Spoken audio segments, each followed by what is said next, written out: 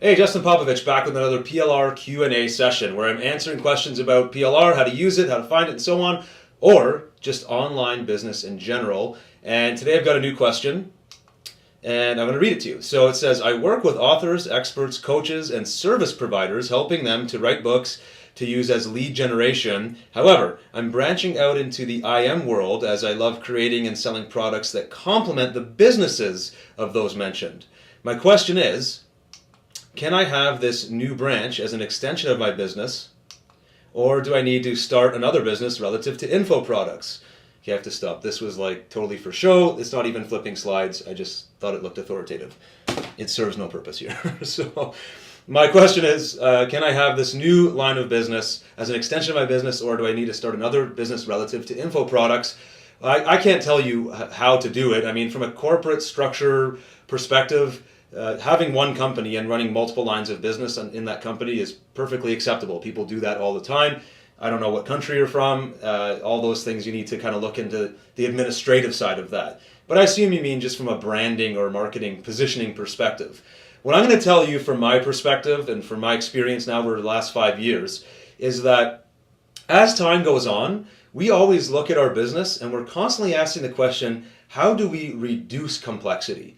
How do we take what it is we sell and make it so non-confusing so that any prospect, any new buyer that comes in can look at our offer and know right away what we sell, what the value is, what they're going to get for their money, and not have any confusion or questions around that.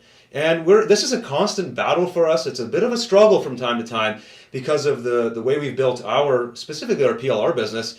We do a lot of different things. And right now we're actually in the process of reducing how much we offer, reducing the number of options that are available so that we can really focus in on one sort of single model. Again, it makes it easier to market. It makes it easier to manage as well. When you start bringing on lots of staff and you're trying to talk about all these different moving parts, the more complexity, the harder it is. So my short answer, kind of short, it's not really short at this point, but my direct answer to you is that you'll probably want to break this into its own business unit, or in our world, in the online world, its own website, its own brand, so that you have your hat that you wear when you're helping authors and speakers write books as lead generation, and then you have another website or brand that you use for the IM, the internet marketing side of things, but that they're not necessarily related because they're not always going to be the same types of discussions. Even though they may be the same clients, they may not be. You're speaking to one problem and one type of audience in one business and a whole different type of problem and different audience, per se,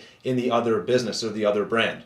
So from the perspective of reducing complexity, I would say do it that way. That way you can focus. So let's say your business with the helping the authors and speakers create books for lead generation. There's probably a lot of stuff you have to cover. There's a whole bunch of processes you take them through. Maybe you even have some done for you services.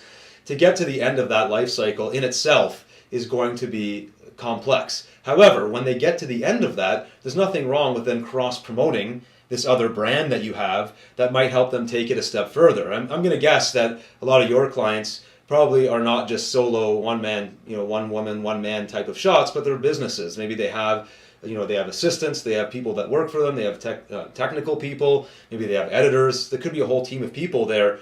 Some of those other people that play those other roles might be the better client per se for your internet marketing side of things, right? That author might not be the person that's going to be doing managing the fan page and creating the Twitter accounts and doing the Pinterest boards, or maybe not even doing the YouTube administration. Maybe the author creates the YouTube video, but there's this other person playing this other role who does a lot of that, that technical day-to-day work instead of the IM business side of things. You're speaking to a different person at this point. So having a different brand, different coaching, different tips and things and pieces of advice that you're offering there makes a lot of sense. Again, there may be cases where you do all of this under one brand and you just have different products that you offer them. To me, though, those are two totally unrelated conversations, right? Helping the authors versus doing helping them build their business side of things. You want to make sure that whatever it is you're selling is very concise, it's very clear, that they know that you know who your audience is, and they know exactly what it is they're going to get with this engagement with you. So hopefully my experience with the whole idea that we're always looking to reduce complexity, to reduce confusion, now that we've been doing this for a number of years, if you can get started with having a very clear, concise offering and not overly complex, I think you'll be off to a much better, little bit more of a head start, really. And that's, again, from my perspective. But I think that'll help you if you kind of focus it on separating it out. Do it as separate lines of business. Again, each website can be a line item or a revenue item under one company on the administrative side of things. But from a branding and positioning and marketing perspective, I'd say keep them separate so that your clients know exactly what they're getting. So hopefully that helps you, and we'll see you in the next Q&A session.